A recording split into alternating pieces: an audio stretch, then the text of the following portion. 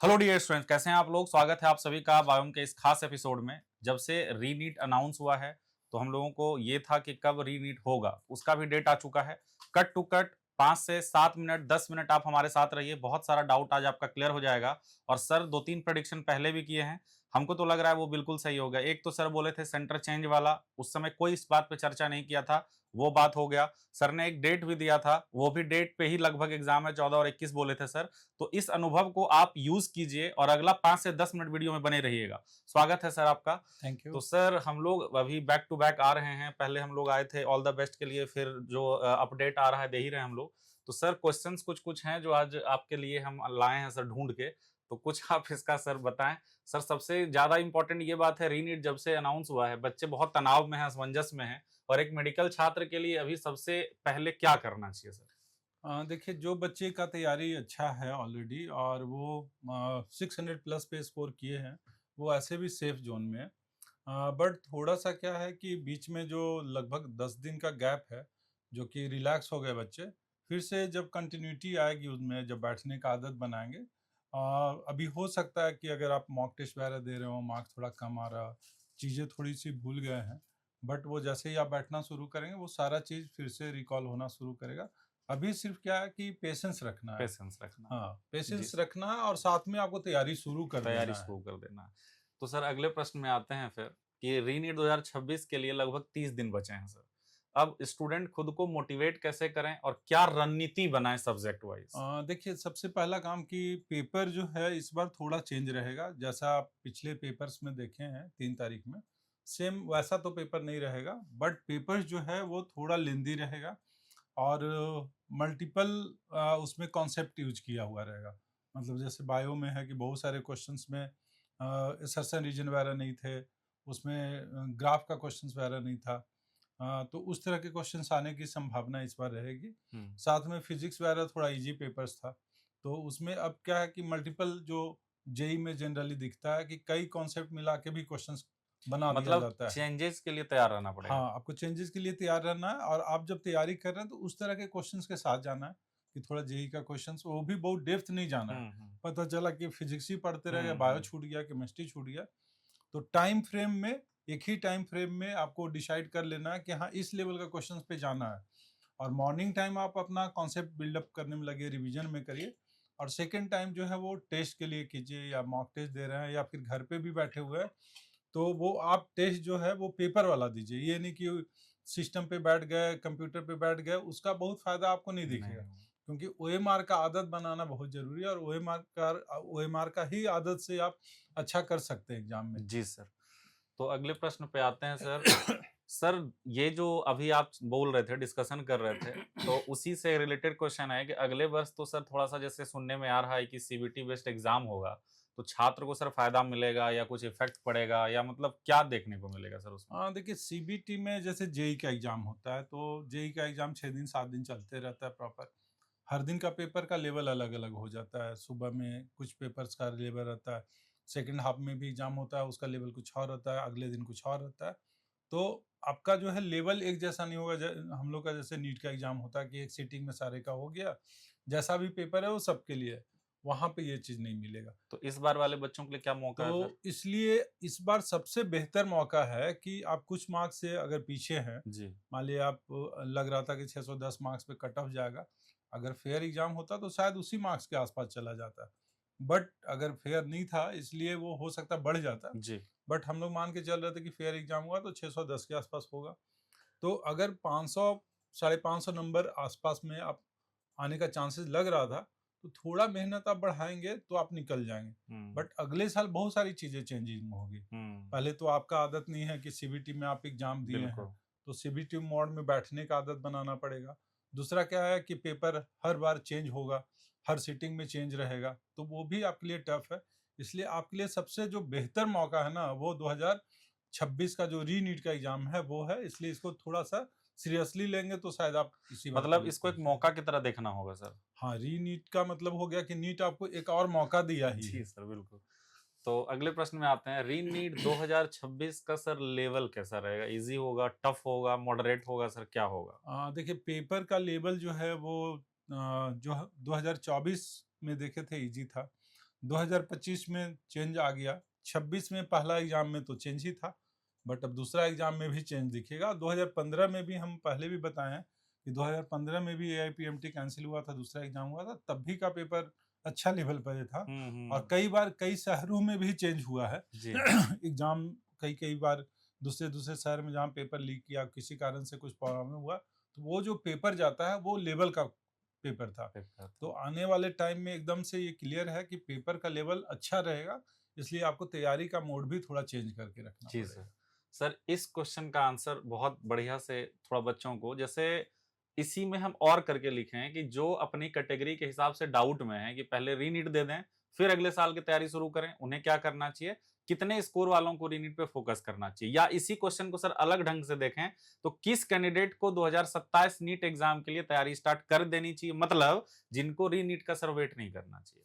हाँ, इसके लिए हम इसको जो बच्चे एग्जाम दे रहे हैं जी सर। उसको एक बार हम लोग देख ले। जैसे ये टेस्ट है, 15 तारीख को एक टेस्ट हुआ। अब बच्चा का, आप सिंपल सा बात है, आप ये चीज समझिए, अगर इसमें अगर आप देख रहे हैं कि रीनीट का बच्चा एग्जाम दिया और उसका मार्क्स कितना आ रहा है 448, कौन सा पेपर में, क्योंकि पेपर इजी था, तब आप वो मार्क्स लाए थे 500 या जो भी है। बट अभी ये बेसिक्स क्वेश्चन चल रहा है या थोड़ा लेंदी भी पेपर पे आप एग्जाम दे रहे हैं, तो 448 आ रहा है। अगले महीने तक आप 600 नंबर तक नहीं जाएंगे। मान के चलिए कि 550 से 600 नंबर सेफ स्कोर रहेगा। अगर पेपर थोड़ा अच्छा भी रहा तब भी, तो 550 से 600 नंबर तो चाहिए ही चाहिए, तभी आपका होगा। और आपका निगेटिव कितना हो रहा है, निगेटिव आपका हो रहा है 33, 36, 45, 38, तो आप कैसे वो मार्क्स ला पाएंगे, ये थोड़ा सा प्रॉब्लम है इसमें। क्योंकि निगेटिव बहुत ज्यादा डिफरेंस नहीं होता है, मार्क्स भले ही आपका 10, 20, 50 नंबर बढ़ जाएगा, बट निगेटिव बहुत ज्यादा कंट्रोल नहीं होगा कि ये निगेटिव जो है आप लास्ट तक जाएंगे तो वो 10 हो जाएगा। ये हो सकता है कि 20 रह जाए, 25 रह जाए, और आपका मार्क्स जो है वो अभी 448 आ रहा है, उस समय 500 आ जाएगा, या 510 आ जाए, 20 आ जाए। मतलब आपको ये चीज डिसाइड कर लेना है कि हमें रीनीट अगर देना है तो 1.5 महीना लेट रहेंगे आप, क्योंकि आप तैयारी करेंगे, कुछ मार्क्स अगर छूट गया कोई बच्चा, तो वो बच्चा तैयारी करेगा और वो 1.5 महीना लेट होगा, तो सिलेबस कवर अप करने का टाइम कहीं भी वो पढ़ेगा तो वो कम मिलेगा। तो जिसका बेस थोड़ा वीक है उसके लिए तो सही नहीं है। हाँ, जिसका बेस स्ट्रांग है और जो जैसा हम बताया कि 500, 550 नंबर में था वो बच्चा ला रहा था नीट में, उसके लिए वो सही है कि उतना कवर अप कर सकता है। आप इसमें और भी आगे देखिए, ये तो 400 की बात कर रहे हैं, इसमें कई बच्चे हैं जो 300 से भी नीचे में मार्क्स है, 300 मार्क्स है, और भी जैसे जैसे हम लोग नीचे जाएंगे वो मार्क्स और भी घट रहा है। बहुत सारे बच्चे जो है 300 से नीचे है, फिर और नीचे जब जाएंगे तो वो 200 से भी नीचे है ना। तो जब 200 से भी नीचे बच्चा है और ये रीनीट का तैयारी कर रहा है, तो कैसे ये बच्चा जो है वो लगभग 550, 600 नंबर ला पाएगा। अगर जनरल, ओबीसी और एससी में कुछ बच्चे का और मार्क्स अगर देखेंगे तो वो 200 नंबर से भी नीचे है, और इससे भी नीचे हम लोग चलते हैं तो ये मार्क्स जो है वो 100 मार्क्स से भी नीचे है। तो ये बच्चा रीनीट करके क्या ही तैयारी करना, हाँ ये टाइम अपना बर्बाद कर रहे हैं, इससे इनका मार्क्स बहुत नहीं बढ़ जाएगा, है ना। तो कहने का मतलब यही है कि आपका अगर बेसिक्स अच्छा है और टॉपिक पे ग्रिप अच्छा है, तब तो रीनीट के लिए जाइए, और नहीं तो आपका जो प्लान बी बनाए होंगे, चाहे कहीं एडमिशन लेना है कॉलेज में या फिर से तैयारी करना है, वो अपना पार्ट शुरू कर दे। आप सिर्फ दिखावा के लिए रीनीट में नहीं बैठे, आप एग्जाम दीजिए, बट ये सबको, गार्जियन को ये नहीं कन्विंस करना है कि नहीं हम तो तैयारी कर रहे हैं, अब उसके बाद ही करेंगे, क्योंकि स्वयं को ही ठग रहे हैं उसमें। हाँ, तो फिर वही चीज है। तो हाँ, मतलब इस क्वेश्चन का अगर आंसर देखिए, क्लियरली सर ने बोल दिया, आपको लाइव दिखा दिया, और ये बहुत ही मतलब बढ़िया से सर समझा दिए, और तुम खुद ही इसका आंसर समझ लो कि तुमको क्या करना चाहिए, रीनीट के लिए लगना चाहिए या तुमको अगले साल के लिए चले जाना चाहिए। सर ने क्लियर बोल दिया कि ये 45 दिन तुम्हारा वेस्ट भी जा सकता है, और या इसको सही तरीके से यूज करोगे तो अगले साल तुम्हारे लिए बहुत बढ़िया वरदान साबित हो सकता है। बिल्कुल, अभी से अगर आपको जो भी करना है, आपको तैयारी करना है, आपको कहीं एडमिशन लेना है, उसके लिए आप सर्च करना शुरू कर दीजिए। एग्जाम दीजिए, हम नहीं बोल रहे हैं कि एग्जाम नहीं दीजिए, आप एग्जाम दीजिए, बट पूरा फोकस एग्जाम पे रहेगा, और बाकी चीज अगर नहीं करेंगे तो 1.5 महीने के बाद फिर से उसी जगह पे आप पहुंचे रहेंगे। बेहतर है कि आप अपना पाथ खोज लीजिए, आपको पता है कि डेस्टिनेशन मेरा क्या है। हम तैयारी कर रहे हैं, बट हम पहुंचेंगे फिर कहाँ पे, वही 100 नंबर 150 नंबर पे नीट पे, और फिर से वहां से जर्नी शुरू करेंगे तो आपका तो टाइम बर्बाद होगा, ऑलरेडी लेट हो जाएंगे वो। सर चूंकि समय बहुत कम है, तो क्या छात्रों को पूरा सिलेबस दोबारा पढ़ना चाहिए या मतलब क्या स्ट्रेटेजी रखें, वो कैसे नहीं हमें? देखिए, जिनका तैयारी है और हम लोग मान के चलते हैं कि आपका ऑलरेडी सिलेबस किया हुआ है कवर, तो आपको सिर्फ क्या करना है कि उसको रिवीजन के रूप में लेना है कि जिस जिस टॉपिक में आपको परेशानी हुआ, नीट का एग्जाम दिए, तो सबसे ज़्यादा जो परेशानी हुआ ना वो टाइम का हुआ है। इसलिए हम लोग जो है वो मॉक ज़्यादा करवा रहे हैं, मॉक टेस्ट हम लोग लगभग हर दिन एक करवाते हैं। उससे क्या है कि टाइम का जो प्रॉब्लम हुआ वो शायद वहाँ पे फिर से नहीं होगा रिपीट। और हम लोग हमेशा बताते हैं कि जैसे ही आप क्वेश्चंस बनाते हैं तो मल्टीपल फेज में बनाइए, मतलब ऐसा नहीं कि बायो शुरू किए बायो एक साथ बना लिए, केमिस्ट्री शुरू किए फिर फिजिक्स शुरू किए, पता चला बायो में टाइम ज़्यादा लग गया। कुछ ऐसा क्वेश्चंस मिल ही जाएगा जिसमें टाइम किल होगा, ज़्यादा टाइम लगेगा और वो उसका आंसर भी गलत होने का संभावना है। इसलिए हमेशा मल्टीपल फेजेज में उसका अटेम्प्ट कीजिए। उससे क्या है कि आपका टाइम जो है वो कभी भी ये नहीं होगा कि टाइम घट गया आपका किसी बिल्कुल दूसरे सर, सब्जेक्ट्स में। तो बिल्कुल। टाइम को बचाना है और हुँ, दूसरा क्या है कि रिवीजन का जहाँ तक बात है, तो आप पहले ही अपना एक कॉपी बना लीजिए, उसमें सारे फाइंड आउट कर लीजिए कि हमारा ये टॉपिक वीक है या नीट में हमको इसमें प्रॉब्लम हुआ, और उसके बेसिस पे आप अपना रिवीजन कीजिए।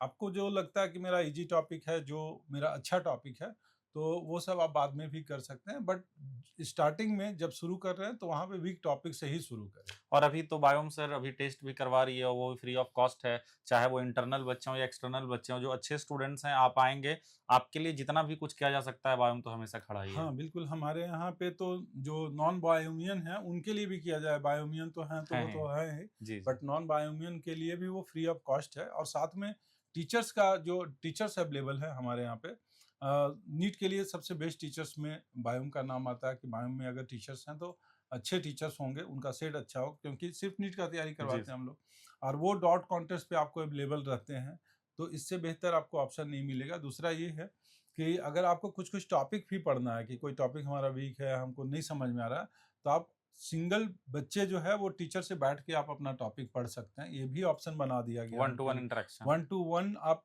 टीचर से मिलके अपना डाउट्स क्लियर करें या टॉपिक क्लियर कर लें। जी, इससे जी। बेहतर ऑप्शन आपको नहीं मिल जी, सकता। जी, तीसरा बिल्कुल। ये है कि कुछ-कुछ टॉपिक जो है जिसका हम लोग स्पेशल क्लासेस अरेंज करवा रहे हैं।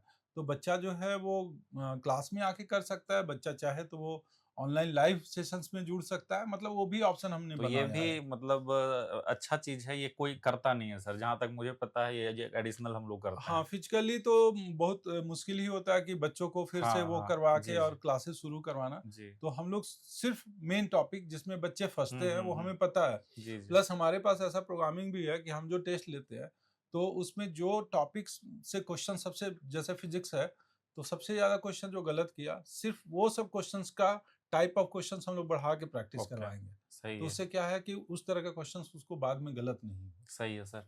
सर लास्ट क्वेश्चन और ये मतलब है कि कई बार जो है बच्चे मॉक टेस्ट में कम नंबर आता है लेके डिमोटिवेट हो जाता है सर। उन्हें मॉक टेस्ट के प्रेशर को कैसे हैंडल करना चाहिए या उसमें मतलब अपने आप को कैसे ठीक से रखना चाहिए? देखिए, टेस्ट क्या है कि टेस्ट इसलिए देना है, ये दिमाग में बैठाना कि टेस्ट हमें इसलिए देना है क्योंकि हमें ये पता चले कि हम किस टॉपिक में गलती कर रहे हैं। आप इसलिए नहीं दे रहे हैं कि इस मार्क्स से आपको नीट में कॉलेजेस बिल्कुल, मिलना है, बिल्कुल, बिल्कुल। या आप इसलिए नहीं दे रहे हैं कि दूसरे बच्चे जो है वो 600 नंबर ला रहे हैं, हुँ, हमारा हुँ, 300 नंबर आ रहा है, हुँ। तब आप डिमोटिवेट होंगे। जी, बट जी। आप ये समझेंगे कि हमको सीखना है, हमको ये फाइंड आउट करना है, फिल्टर करना है कि हमको कौन-कौन से टॉपिक में दिक्कत हुँ, हो रहा है। हुँ, हुँ। अगर ये चीज़ आपके दिमाग में रहेगा कि हम टेस्ट में बैठेंगे और हमको ये चीज़ समझ में आ जाएगी, फिर टेस्ट एनालिसिस कीजिए, फिर आप अगले दिन उस पे वर्क कीजिए, ये दिमाग में रखना और मतलब उसके साथ टेस्ट में का मेन कीजिएगा। पर्पस समझा दिए सर आप, बिल्कुल। सही बात है। तो सर अब आपकी तरफ से एक सर गुरु ज्ञान कि सर बहुत-बहुत थैंक यू वैसे तो पूरा बहुत बढ़िया आपने सब समझाया। लेकिन री-नीट देने जो बच्चे जा रहे हैं सर, आपसे आपकी तरफ से वैसे संदेश क्या होगा उनके लिए मतलब ये 30, 31, 32 दिन जितने भी दिन है देखिए, क्रूशियल? जिनका मार्क्स मान के चलते हैं कि 500 प्लस है जनरल वगैरह में, वो आराम से रिजल्ट्स कर सकते हैं, बट पैनिक नहीं होना है। और जैसे आप तैयारी कर रहे थे अपना शेड्यूल वैसे ही अरेंज कीजिए, मॉर्निंग से था या थोड़ा लेट उठते हैं या जो भी आपका शेड्यूल है वो कीजिए।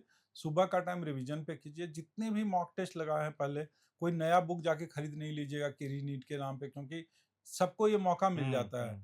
चाहे वो कोचिंग वाले हों, चाहे किताब वाले हों बेचने वाले, चाहे टेस्ट सीरीज वाले हों, सब लोग लग गया कि अच्छा एक मौका और मिला है, चलो अब ये बुक भी बेच लेंगे, कोचिंग में ये क्लास भी करवा देंगे। क्लास का बहुत ज़रूरी नहीं है आपको, क्योंकि सब कुछ पढ़ा हुआ है। आप अब क्लास करेंगे तो पता चला कि आप क्लास ही करते रह जाएंगे, पूरे साल तो क्लास ही किए हैं। आपको जो जरूरत है वो है आपको अपनी गलती फाइंड आउट करना, जो कि टेस्ट से पता चलेगा। इसलिए आपको टेस्ट ज़्यादा देना है और उसमें जो एनालिसिस करेंगे उसके बेसिस पे आपको अपना टॉपिक को क्लियर करना है। टीचर्स का क्या हेल्प है? टीचर्स का हेल्प ये है कि आपको पर्सनल जो डाउट्स है वो क्लियर होना चाहिए, ना कि कोई पूरा टॉपिक एक एक महीने का क्रैश कोर्स चला रहे हैं लोग। ये बहुत ही गलत चीज़ है ना? तो इस तरह के कोर्स में बिल्कुल जाना नहीं है। उसमें अगर जाएंगे तो वो बेकार का आपका टाइम भी जाएगा और उसका कोई फ़ायदा भी नहीं मिलेगा। इसलिए ये कोर्स प्लस क्या कि कुछ बुक्स भी आ सकता है कि रीनीट का बुक आ रहा है क्रैश कोर्स के लिए क्रैश कोर्स कर लीजिए। तो वो सब बुक, नया बुक नहीं पढ़ना, जो पढ़े हैं उसी से आपका इतना बेहतर मार्क्स आ रहा था और उसी से आएगा। हाँ, कुछ क्वेश्चंस का लेवल अच्छा रह सकता है, तो आप जेईई मेंस लेवल का कुछ क्वेश्चन जो मतलब सिंगल लाइन वाला क्वेश्चन हो या फिर आपको बहुत कम टाइम में जो जिसका सॉल्यूशंस बन पाए, वो सब क्वेश्चंस थोड़ा देख सकते हैं। इसका मतलब ये नहीं कि जेईई एडवांस का क्वेश्चन बनाना शुरू कर दे, है ना? तो इस तरह से आप तैयारी करेंगे तो शायद आपका रिजल्ट 100% हो जाएगा। बहुत बहुत थैंक यू सर, जितने भी क्वेश्चंस थे आप बच्चों को बता ही दिए और उम्मीद करते हैं कि आप लोगों को बहुत एकदम क्लैरिटी मिल गई होगी। अगर आप इन बातों को ध्यान रखेंगे, देखिए सर का लंबा एक्सपीरियंस है पूरा। जो सर, हम तो 2-3 बार सर से बात किए तो सर जो बात बोले वो होते दिख रहा है। 14 और 21 जून का सर ने प्रेडिक्शन किया था एग्जाम का, 21 आ ही गया है। सर सेंटर चेंज वाला बोले थे वो हो ही गया है। तो सर जो कह रहे हैं उस बातों को ध्यान से रखिए और उसको यूटिलाइज कीजिए। उस चीजों पे अगर काम कर गए तो आपका सिलेक्शन होना तय है। कल ही एक बच्ची 2 दिन पहले आई थी पीएमसीएच से, सुजाता रानी। हाँ तो सर। हम उनसे पूछ रहे थे कि आप लोग को भी प्रॉब्लम होता होगा ये एग्ज़ाम में, तो क्या प्रॉब्लम होता है? वो बच्चे जो है रैंकर्स वगैरह बच्चे से भी मिलने गए थे, तो वो बताया कि हमारा मार्क्स भी कम आता था, बट आप जो बोले कि मल्टीपल सेक्शन में इसको अटेम्प्ट लेना है, तो जब मल्टीपल हम शुरू किए तो हम 2-3 मल्टीपल सेक्शन में हम लोग मतलब ओएमआर शीट भरते थे और क्वेश्चन बनाते थे। तो उसके कारण से मेरा मार्क्स बढ़ गया था। तो ये हमेशा करें कि किसी भी क्वेश्चंस पे स्टिक नहीं रहना है कि हम वहाँ हम्म। पे ही 5 मिनट लगा दिए और एक क्वेश्चन बना। अब उसके जगह पे हम 10 क्वेश्चन बना लेंगे उतने ही टाइम पे, तो हमें टोटल मार्क्स से मतलब है, ना कि हमको एक इंडिविजुअल क्वेश्चन से बिल्कुल। मतलब है। ये हमेशा ध्यान रखिएगा कि हमको टाइम फ्रेम के अंदर, और क्योंकि इस बार 15 मिनट टाइम ज़्यादा दिया गया है, बट अपना टाइम आप जो है वो 3 घंटे में ही सेट रखिए। बिल्कुल। 15 मिनट हो सकता है कि वहाँ पे क्योंकि वो सिग्नेचर और एडमिट कार्ड वगैरह चेक करने में भी टाइम लगाते हैं, तो 3 घंटे का ही टेस्ट टाइम रखिएगा हमेशा। और जो हमने पहले भी बताया, इसको कई बार में आप अटेम्प्ट लीजिए क्वेश्चंस को, तो उससे आप बेहतर कर पाएँगे अपना रिजल्ट। Thank you sir. और जिनका नाम सर ने लिया उनका हम लोगों ने पॉडकास्ट भी किया है। बहुत अच्छे से वो बातचीत भी की है और उनका मार्क्स बायो में हमेशा अच्छा रहा था, वो ये भी बताई थी। तो बातों को समझिए और उसको फ़ॉलो कीजिए। Thank you thank sir. You. और मिलते हैं फिर इसी तरह के अन्य वीडियो में। बायोम से जुड़िए। अगर आपको कोई भी तरह का दिक्कत हो, कोई भी तरह की क्वेरी हो तो आपके लिए पूरी टीम हमेशा तैयार है। आप बिल्कुल आइए और चीज़ों को समझिए। अगर आप कहीं दूर से हैं तो आप फ़ोन भी कर सकते हैं। Thank you.